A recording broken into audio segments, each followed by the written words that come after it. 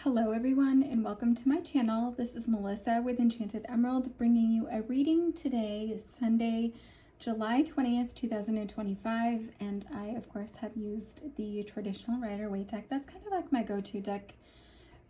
Today we have out of that deck, we have Ace of Wands, Five of Wands, and Five of Swords. And I also laid the deck there so that you could see that the Magician card was coming up on the bottom of the deck as well, because I do think that that's important.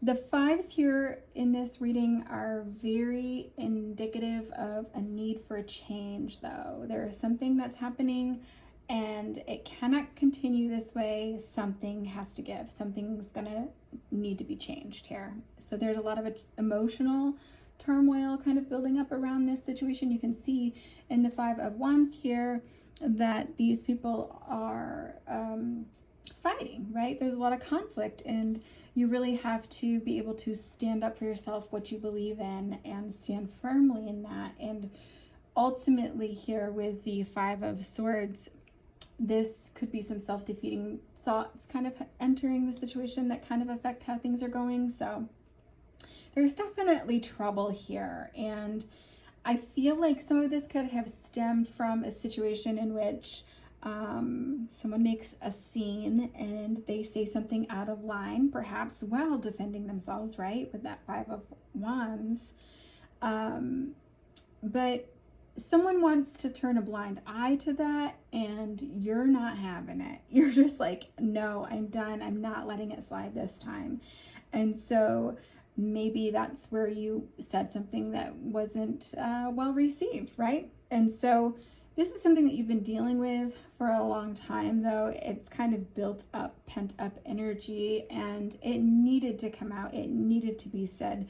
And it's kind of out of character maybe for you to say those things, but because you did that, now there's a potential for you to kind of get in your head about things. And know here that the key is to stay disciplined, focus, and stay in control of the situation, okay? Don't allow your thoughts to go from one extreme to another. Don't allow your moods to go from one extreme to another, because it's going to require you to have a level head in order to be able to accurately assess this situation. Know that the enemy, I guess, kind of comes in many forms, and this is a person that you're dealing with that may not have any idea that they had been acting in a way to betray you or say things and do things all along that have been bothering you. And so they see this as like a one-time situation that's kind of built up, and you're like, no, listen, I've got the receipts, I'll pull them out, right? And so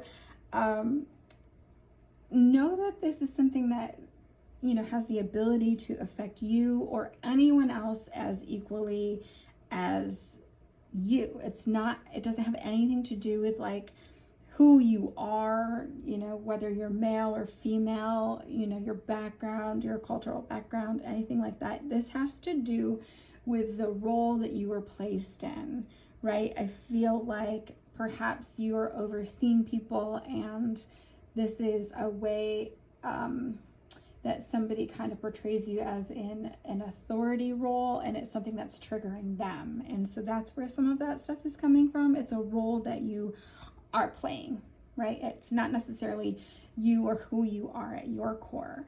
But you're ready to just leave this mess behind, honestly. I feel like this person, there's a little bit of foul play here, or sneaky underhandedness kind of coming in. Perhaps you guys had some sort of an agreement where you agreed to conform to certain rules or by a certain set of standards, and this person really isn't sticking to that, and they're not fighting fair, right? There's a little bit of dishonesty happening, and I feel like their comebacks towards you, they could like go for the jugular. Like their attempt is to assassinate your character or ruin your reputation. And I feel as though this is some form of a false statement that could even be put into writing as well. So there's a line though that that you're not going to cross, or that you don't want to cross. And ultimately this person has disrespected you. So I feel like you're ready to be done with this situation, and as you move to the other side of that, you will be kind of like left to your own devices and left to do what you want and not really bothered by anybody else. And when this left to your own devices kind of comes in, that doesn't mean that this situation isn't going to bother you or that you're not going to have thoughts surrounding this situation, right? I think that's where that ability to kind of get in your head about things and feel conflicted about that will kind of come in for you. But there's the need here for this reliance on faith and to know that you can have a bit of a spiritual stronghold and stand strong in who you are, as long as you're able to control the mind, right? Like, know when you have some of these intrusive, obsessive type thoughts coming in, dwelling on the situation, because if you are able to change your thoughts about the situation or see it differently, change your perspective. Like, our thoughts are a bit of a habit that are kind of perpetuated. So getting it into our own head about something can be good or bad, I guess, depending on how you perceive things and your perspective of that. So you're more able, though, to resist any form of psychic attack coming from the other side, in terms of, you know, them sending some energy towards you because they're angry or anything like that. If you're able to sit with your thoughts and recognize when that's starting to happen and shift your focus, simply shift your focus. Don't dwell on those things and acknowledge that it is unresolved feelings, and you need to examine where they're coming from and why they're coming in still for you as a result of that. But ultimately here, there's poor communication, and I do see you walking away from this situation. I honestly feel that that's the only option that you might have, actually. But in doing so, you're taking your power back and you're regaining a peace of mind and a peace of heart. So that's a great position to be in the end. Walking away was never the plan, just to be clear. That was never the plan. That was never the goal. But I do feel like there's this ominous feeling that kind of keeps coming up where you're kind of like waiting for the other shoe to drop, so to speak. You're just feeling like something bad is going to happen and nothing good can come from this anymore.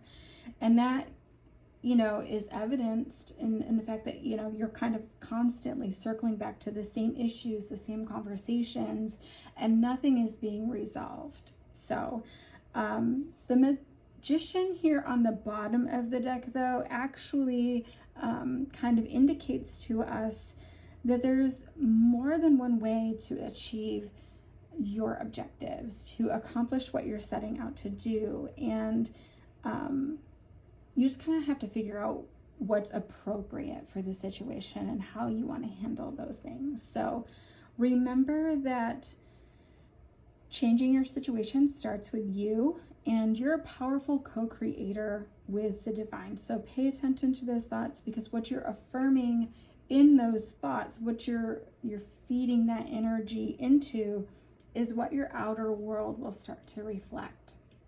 So the more you're able to shift your focus from that situation into your future and what you do want happening, that's where you kind of take some of that power back. And with this, I see an aardvark, a spiritual animal. It's a weird word, I know.